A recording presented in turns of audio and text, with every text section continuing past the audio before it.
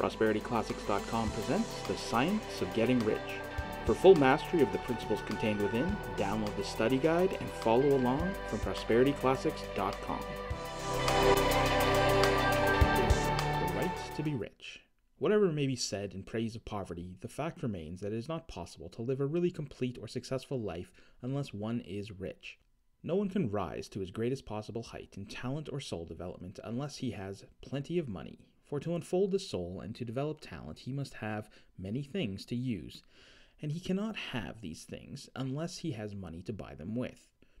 A person develops in mind, soul, and body by making use of things, and society is so organized that man must have money in order to become the possessor of things. Therefore, the basis of all advancement must be the science of getting rich. The object of all life is development, and everything that lives has an inalienable right to all the development it is capable of attaining.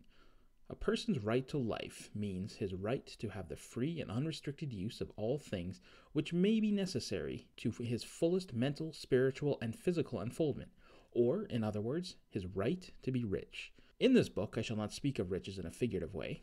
To be really rich does not mean to be satisfied or contented with a little.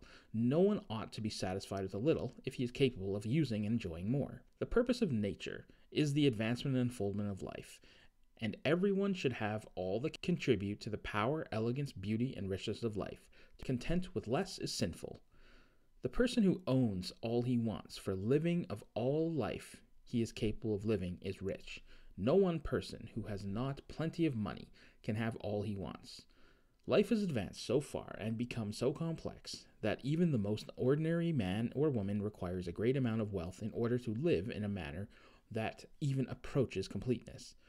Every person naturally wants to become all they are capable of becoming. This desire to realize innate possibilities is inherent in human nature. We cannot help wanting to be all that we can be. Success in life is becoming what you want to be. You can become what you want to be only by making use of things, and you can have the free use of things only as you become rich enough to buy them.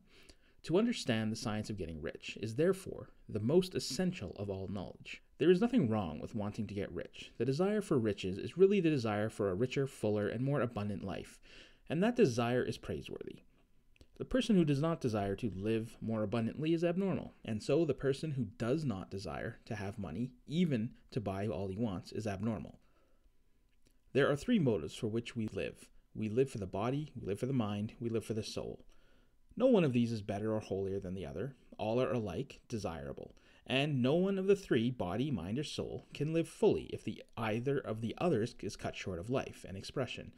It is not right or noble to live only for the soul and deny mind or body, and it is wrong to live for the intellect and deny body or soul. We are all acquainted with the loathsome consequences of living for the body and denying both mind and soul, and we see that real life means the complete expression of all that a person can give forth through body, mind, and soul.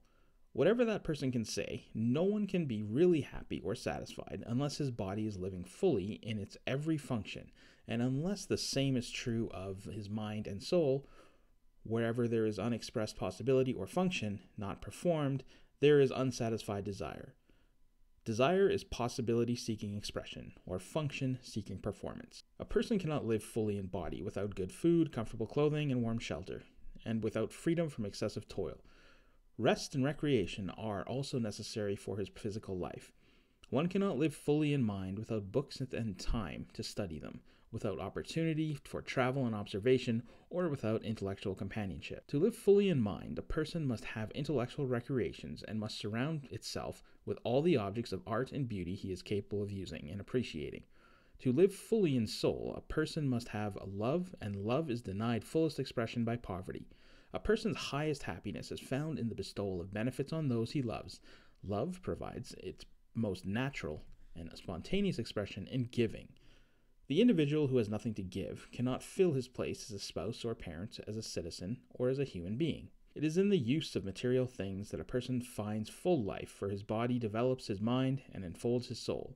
It is therefore supreme importance to each individual to be rich.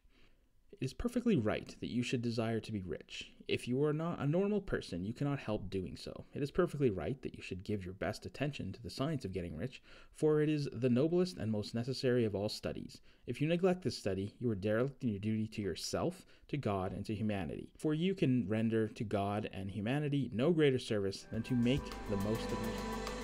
If you want to really master the science of getting rich, go to prosperityclassics.com and download your free Science of Getting Rich study guide, your free Science of Getting Rich audiobook, and your free Science of Getting Rich special meditation MP3. Also, please consider donating $1 via Patreon to show your support. Thanks for watching.